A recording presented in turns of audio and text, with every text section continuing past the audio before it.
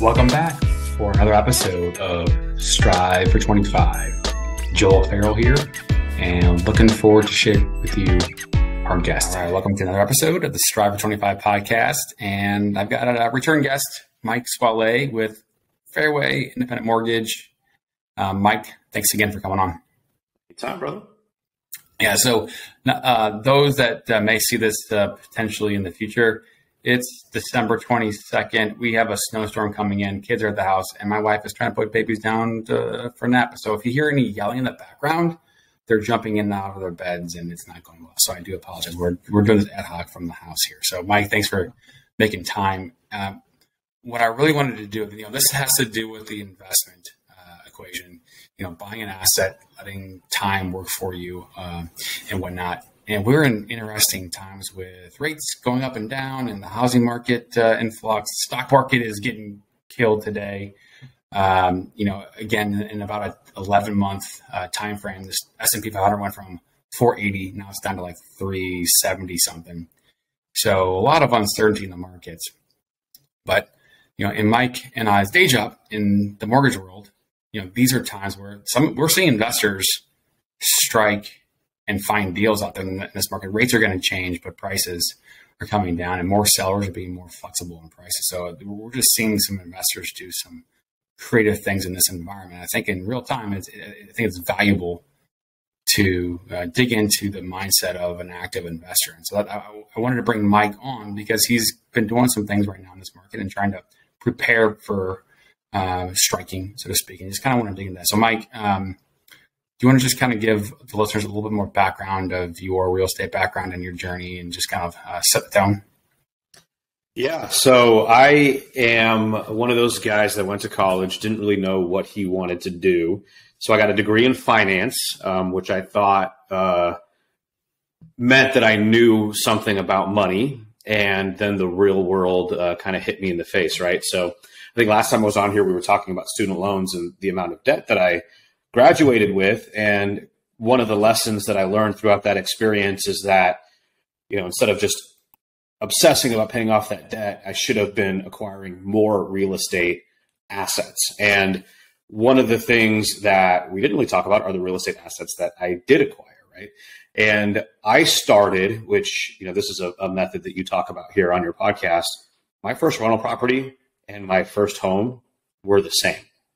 And the first house that I bought for $100,000 in Arlington, Texas, with a 6.375% interest rate in 2006. Perfect timing to buy your first house, right, Joel? And in 2008, when I wanted to move out of it, lucky for me, it was not a good time to sell. And so that became my first rental property, and I owned that property for 4 years. And another regret of mine, and we can just make an entire podcast about solely my regrets, but that is, I regret selling it at that time. But that was my first rental property. So from there, my next rental property was the next home that I bought, that I moved out of. My third rental property was after my wife and I got married, and she moved out of her house, and we bought a house together. So our first 3 rental properties were homes that either my wife or I lived in. And then we Mike, I want to highlight one thing. So each of those purchases, how much of a down payment did you put in? Well, the first one was 3% down. The second one was 3.5% down FHA. And the third one was also 3.5% FHA on my wife's side. So if you added up all 3 of those properties, you still wouldn't get to 20% down. Cool. Because 20% down is your standard for an outright investor. Cool. Yeah. And I have, I've bought a property with 15% down before and accepted the MI, and I've, chosen to put 25% down on a rental property because that's what gets you the lowest rate. So every one of them is its own analysis. Okay. So you had 3 that you had acquired over time, mm-hmm. and you were going on before I interrupted you. Sorry. And then we've acquired 3 more since then, and those were regular purchases and single-family homes. We've since sold one of those as well. So we've, bought 6 and sold 2, and now that makes 4. Cool. So I had 40. The ones that you purchased as outright investment properties, Can you break down a couple of those real quick, just high level? What time or how many years ago? What price points? What was the cash flow? Yeah, more regrets, man. So my wife and I found this sort of, I guess you can call it a niche, but for us, it was a sweet spot. Outside of St. Louis, there is a suburb called Fenton, and my wife lived there for a while, so she knew about this small town, and I didn't really know much about it, but we started looking for houses all over the place, and we really kind of just focused in on the availability of these $150,000 single family, 3-bedroom, 2-bath homes that you could turn around and rent for $1,500. And for those that have watched the show, I've heard about the 1% rule. That is how I feel about not buying more of these properties, to be honest with you. This is perfectly capturing my regret here. But yeah, so we ended up buying 2 of those. And I wish that we had bought a lot more, because this was 2016 and 2017. And over the years, those properties have appreciated, and now they're worth between $225 and $250. And again, I wish I owned a lot more of those. But we sold one while the market was going crazy at the end of 2020, 2021, just to kind of hedge our bets. And even I feel like even that was a mistake, because if you look at any chart over real estate over time, it only goes one way. So I've adapted my mentality even since then. Still learning. That one that you sold, is that the one that was the kind of fixer-upper you guys put some work in? Or are you talking about one event? That was a flip. That was a duplex that we got a really great deal on. And so we put some sweat equity in there, killed about 10,000 cockroaches, and resold it at about a $20,000 profit in 4 months. So we've done that twice. That's not really our sweet spot, because now that we have a baby, we just don't have time to go in there and swing the hammers. We're really focused more on rent-ready stuff right now. Cool. So fast forward to today, and we've been in a rising rate environment since basically the beginning of 2022. And so I think in June, at least when you and I, we're in the business, the mortgage business, is when we really saw the activity start to fall off a cliff in terms of the applications and the leads coming in and whatnot. And as rates, really started to jump and whatnot. And now we're, in winter of 2022.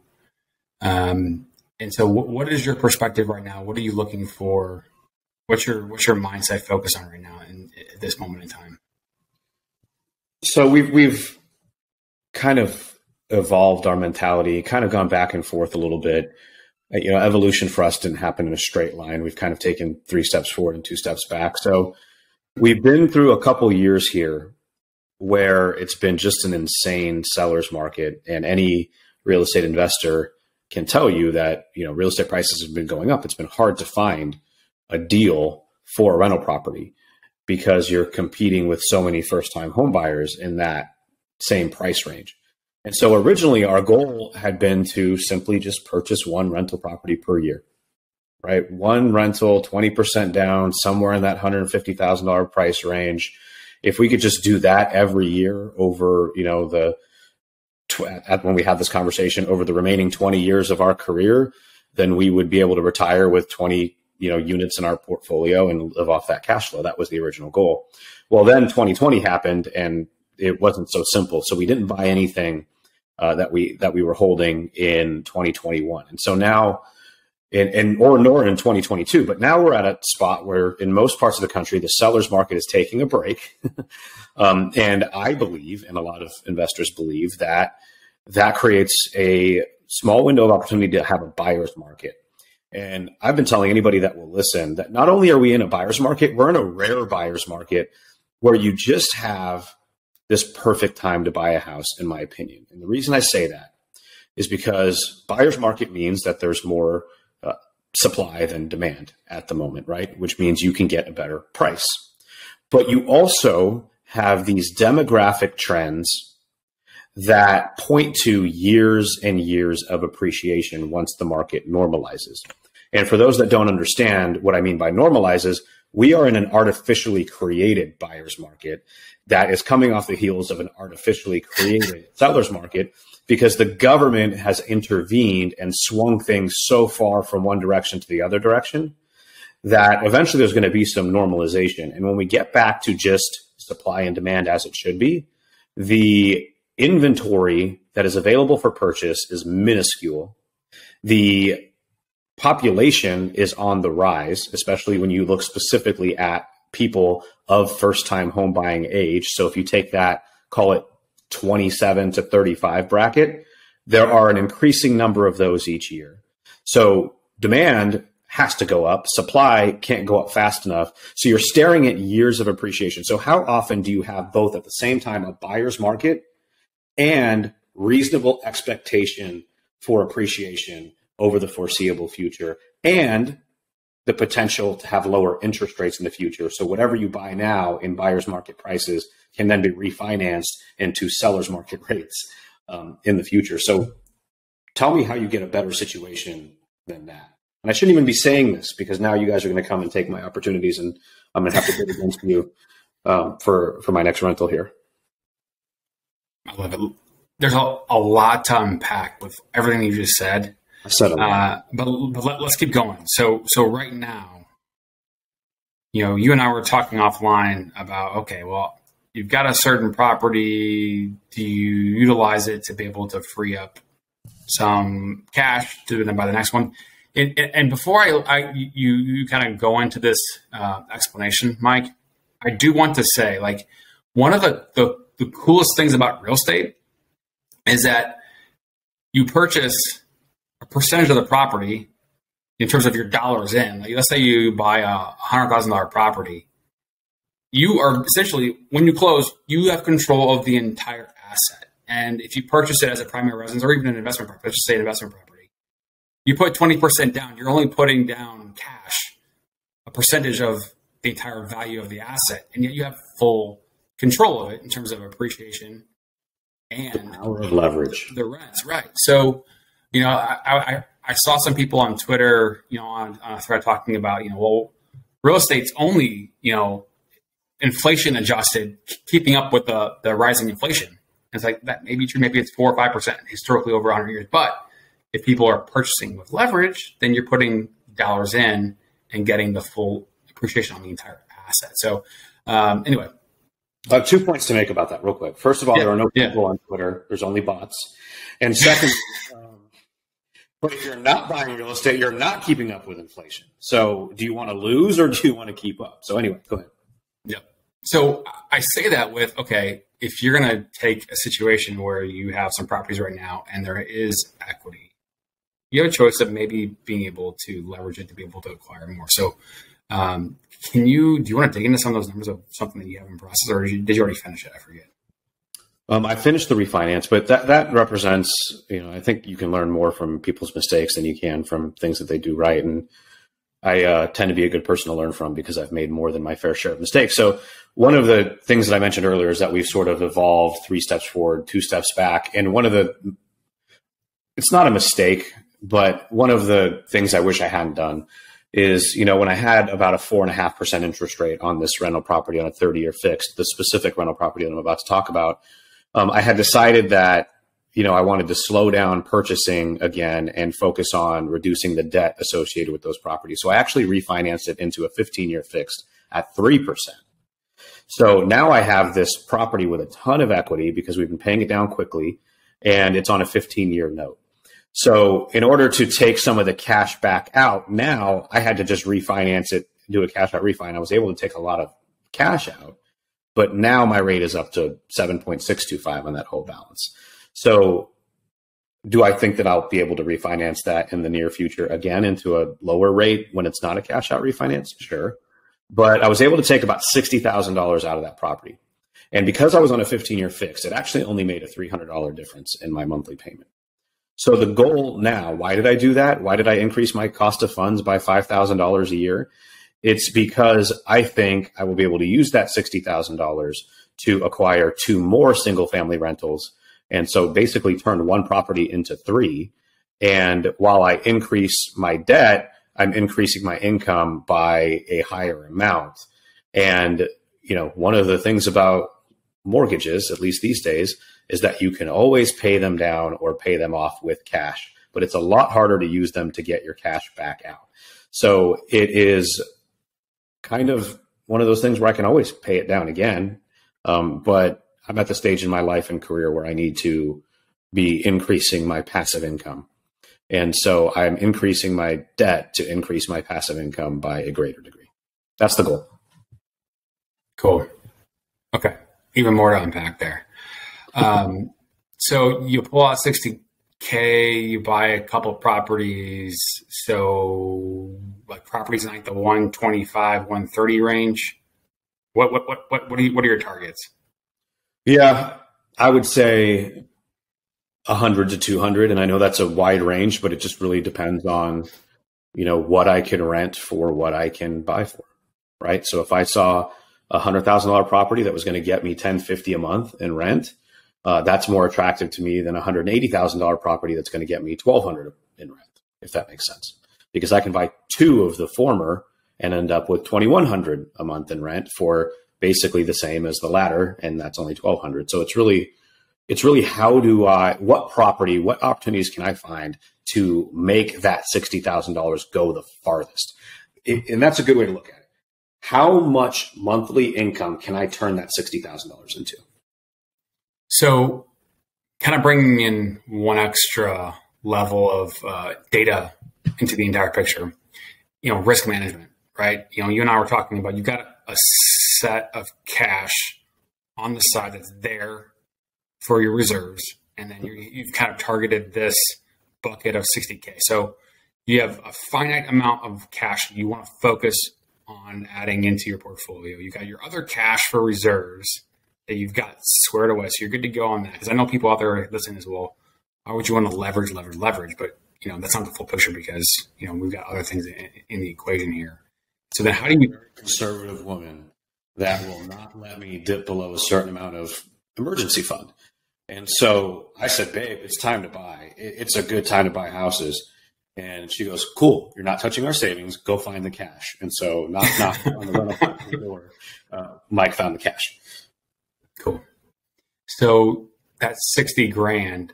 Like in the example that you gave of a $100,000 property, let's say you get it below market and then you put 15% down and it still cash flows, right? What does that end up being? Like, I guess 15, 17 grand. Maybe you can get the seller to cover the closing cost.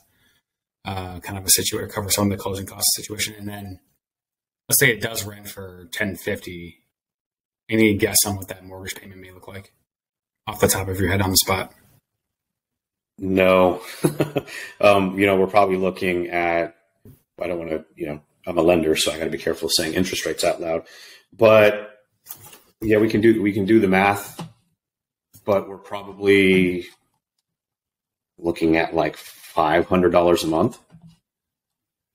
Seriously? $500 a month? 500, 600 for your debt service. And then you're going to have property taxes and insurance cost on top of that. Okay. So if I can turn that, and I honestly probably wouldn't do 15% down right now. I'd probably do 20% down. And so let's call that $25,000. And if I can replace that at $5,000, net profit per year, that's going to leave me in a pretty good spot. Okay. I just pulled out a trusty mortgage calculator. So with taxes and insurance, you're probably looking at like $900, give or take, in this scenario. And so today you purchase a rental property, you get at a deal on the price. Rates are higher, and a lot of the things that we haven't dug into why we think rates are going to go lower. Maybe we'll do that a little bit later. But let's say rates go down by 1%, later part of next year. So sometime in 23. So you've locked in on the price. You end up, potentially locking in on a little lower rate. Then what? So let's say cash flow is barely even. You're maybe even negative, right? What's the long-term perspective when you start mapping this out over time? Well, I talk a lot about the 4 different ways that people make rental properties. And cash flow is really, it tends to be the one we talk about the most often, but that property is still going to appreciate at an average clip of 5% per year. And so we talked about, let's use your numbers and say that the cash flow on that property is only $4,000 per year. Well, compounding, I'm going to get an average of another 5% in appreciation. So that's another $5,000 and growing per year.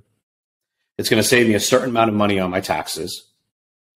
And that loan is going to be paid down each year, but using the money that I collect in rent. So amortization. So the four ways. Cash flow is the one we talk about most often. And it's the people get really tunnel vision on cash flow. But you've also got appreciation and amortization, which is increasing the value of the property and decreasing the balance against it. And the delta between the two is the equity that's growing each year. And then as an investor, you have certain tax advantages as well, which are very, very personal depending on your situation. So I can't dig in any numbers for you there. But when you add up those four things over the long term, that $100,000 house doesn't take me forever to earn $100,000 on. And I never let go of $100,000. I only let go of the 25%, $25,000 down payment. So again, just to kind of pull it back to home, and this channel is all about trying to help the everyday person, build wealth, get ahead, and find ways to be able to do this a little bit differently. And you don't have to come from something to get to something. And buying a property as a primary residence, putting 3% down, having the money for a down payment, that's not easy for everybody. If you're making $40,000 a year, for example, you may not have the ability to save money enough to purchase the next property. But that doesn't mean that you can't work a plan, have that vision in front of you, and then figure out a way to be able to make it happen at some point down the road. And one of the examples that I've given in the past is somebody that I used that 40,000 as an example, because again, strive for 25. And by the way, the strive for 25 name literally came from this guy from 2017, 2018. This guy is the one who coined the phrase.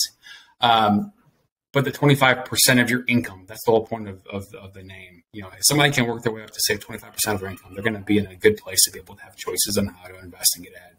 So, the stair-step method, stair-step, story that I tell is loosely back to this one person who, when I met him 7 years ago, making $40,000 a year, nothing to cut, literally nothing to cut, rent, car, the usual expenses. And so this person, as we talk deeper, well, what else can we do to be able to shift that equation? Because again, income minus your expenses equals your savings. And if you have nothing to cut, what else can you do to generate more savings? Well, we got to figure out how to increase income. And this person found a second job that they did on the weekends, and they were able to generate a couple $1,000 of extra income. And so if you go from 0 to 1,000, and you do the math on that, he was literally saving 25% of his income within about 6 months doing the second job. And so he flipped the script and changed the equation. So using that, amazing. You cannot have enough cash to buy a house, and then you get a second job, you make $1,000 a month, and it's only 4 to 6 months later that you can afford 3% down on a $100,000 house. Mm-hmm. Yeah, right? To get your reserves, have the down payment, and then in this market, have a there's really no closing costs. There's really, there's hardships, and I get that. Believe me, I've been through my fair share. But I had this desk calendar that a former colleague got me for Christmas one year, and one of the pages, and I tore this out and I stuck this on my wall. It said, "It's 2020, no excuses. If you don't know it, Google it, figure it out." And that's where I am with investing. Like we don't have time to get into it today, but you and I both come from very, very little, so we know. We know, yeah. And we started on this journey for a reason. And, there's just, don't let anything stop you from getting started. Could have said it better. Yeah. Like 20 years ago, 10 years ago, the information, the technology, the wherewithal, it wasn't there like it is right now. But now it's almost the opposite. There's just so much information. Where do you focus your time, energy, and mind space on? And I believe that if somebody wants to build wealth and get ahead, and at some point in time be able to not have to rely on their job or a 401k to be able to retire, that if one person decides to buy 4 properties, using the stair step method as an example, you buy 4 properties and hold them for 30 years. That's just one example of how somebody can be able to have a separate lane that's working for them and building wealth, as opposed to not. And, on, I think, episode 7, I forget which one, I kind of map out this, stair step method for properties. So 150K, 250K, 350K, 450K, that ends up being on a 5% down loan, $60,000 over 7 years. And then in 30 years, you do the math, ends up being a $3 million equity position. So $60,000 turns into $3 million. So, Mike and I, we talk about this. If your why is strong enough, the how figures itself out. Every day, the how changes. But if your vision and your goals and where you want to be is strong enough, and you build your life around that, every single day you're going to figure out how to make it happen each and every day. So $60,000 may seem like a lot of money, but when you break it down over 7 years, you talk to people, get advice, figure it out, and you can make that a reality. Then it's an opportunity to be able to build wealth, a massive amount of wealth, and get ahead. So, Mike, if you could rewind things, kind of taking this side hustle mindset, because right now there are so many people that are doing creative things to be able to generate income on the side, or build side hustles, or build a business on the side, or online income and affiliate marketing, all these crazy things. In 2009, knowing what you know now, what would you have done differently in terms of just extra stuff to be able to generate extra income? 2009, young, single, much stronger back. All of that student loan debt was still out there that I talked about on the last episode. And for those that don't remember, graduated from college, got my master's, had $120,000 in student loan debt that I started to pay off in 2009. I would have left that alone, first and foremost, and I would have focused the excess income on acquiring more real estate. And why am I not saying get a second job, all that? Well, you know better than anybody else why. It's because we were working 12 hours a day already in our day jobs back then. There wasn't any time for a second job for us because we had entered the mortgage industry during the worst and best time at the same time to do that. So, you and I were running about 16-hour days at that point between working, going to the gym, eating, and trying to find our future ex-wives. So literally stopping at like 6:30 or 7, throw the football in the parking lot, maybe grab a bite, a drink, and then head back. No offense. Back to work. Yeah. Yeah. So there wasn't a whole lot of extra time for me, but I would, just think about if we had used our disposable income to buy 1 or 2 more properties at literally the trough of the market in 2009, 2010, and what those properties would be worth today, and our ability to leverage that into more properties. So one of the things, I tend to be pretty finite when I tell that student loan story. And, the $120,000 is, 5 $30,000 down payments on $150,000 houses, right? So instead of 0 student loan debt, I'm sorry, it's 430,000. It's 100. Well, I paid interest too, so it ended up being 150. 5 down payments, 5 properties that were $150,000 each. That's $750,000 worth of real estate, and real estate values have over doubled since then. So the finite math tells me that instead of 0, I could have 1.5 million in terms of extra net worth added. So I added $120,000 in net worth by paying off the debt, but I took $120,000 out of my account over that time to do it. So it's a wash, right? Instead, I could have created 1.5 million. Well, that's finite. That's through today. What that doesn't account for is all of the future money that I could have flipped that $1.5 million in equity into long term. So it's almost infinite what that one mistake has cost me. So if I can go back to 2009, fixing that one mistake would have made a world of difference. Damn. How do we turn back time? Shit. I don't know. Well, it's interesting because, real estate and the power of real estate is not going to change. The opportunity from 2009 until 2021 when we hit the peak, it's going to be hard to replicate that. But that doesn't mean real estate's still not going to be powerful going forward. Mike, do you want to just quickly outline the 4 pillars of real estate again? When you buy a real estate rental, what are the 4 values again?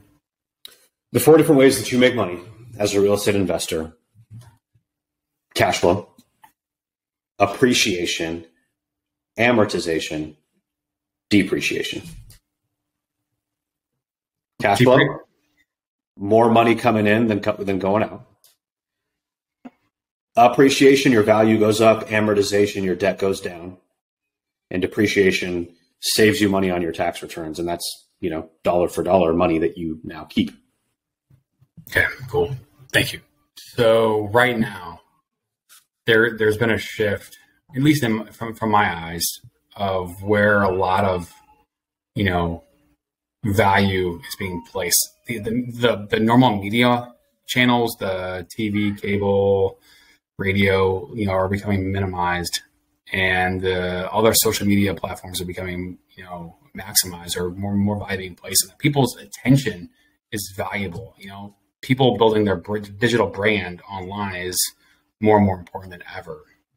And so the people that we're talking to that are doing things on the site today are kind of mixing this online profile, affiliate marketing, building a brand online, and doing these things along the way to be able to build additional income streams, and having those additional income streams over time, just like real estate compounds and grows, and you just never know.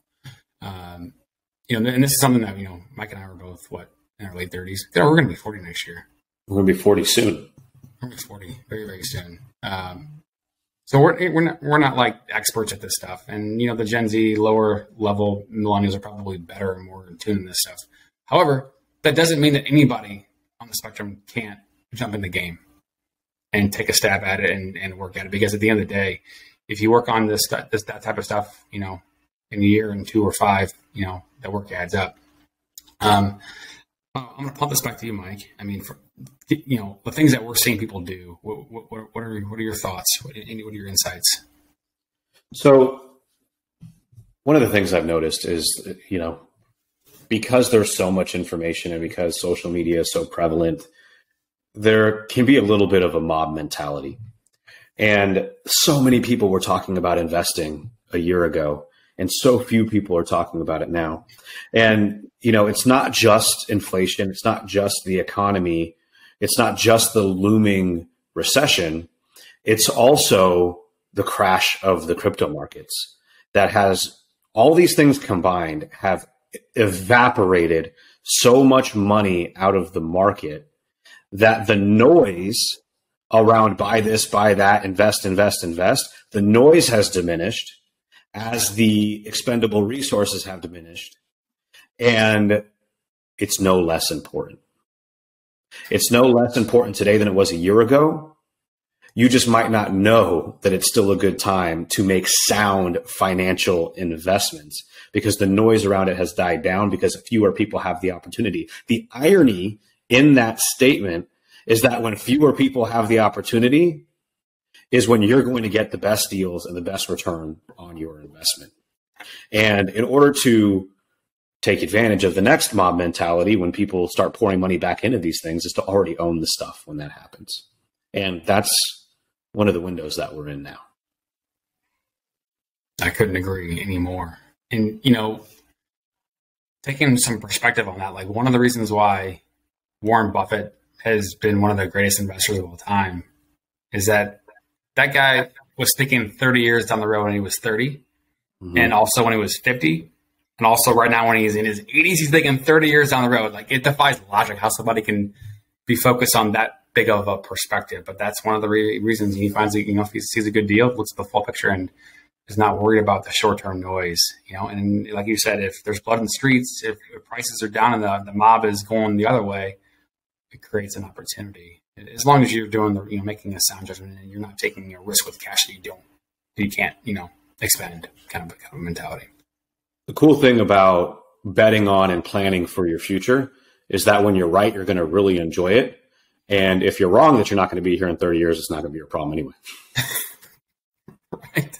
He's not going to know. He's not going to know when he didn't make it to 30 years. Right. Cool. So any other advice that you would give somebody, let's just say in their mid-20s, early 30s, that hasn't purchased real estate at this point in time? Any advice or any books or any other things that you would advise to start to dig into or research or read? Well, there's so many different books I've read over the years that have had an impact on me. And the irony is that I continue to make the same mistakes after I read them. So yeah, I mean, Rich Dad, Poor Dad is a great foundational book about the mindset of how to think about assets versus debt. Stair-step method. There's an old school book called The Automatic Millionaire Homeowner. And I forget who the author is because he wrote a book called The Automatic Millionaire as well. There's a ton, and there are a lot of resources like us to kind of talk to. And I think the most impactful thing you can do is listen to people's mistakes. Listen to what people have done wrong and regret, because it's not just the lesson there. It's I touched the stove. So it's not just hypothetically the stove should be hot, so you shouldn't touch it. It's like, no, I've got the scar. So, listen to the real world experience that people have. And be careful of people who are teaching you things only to sell you things.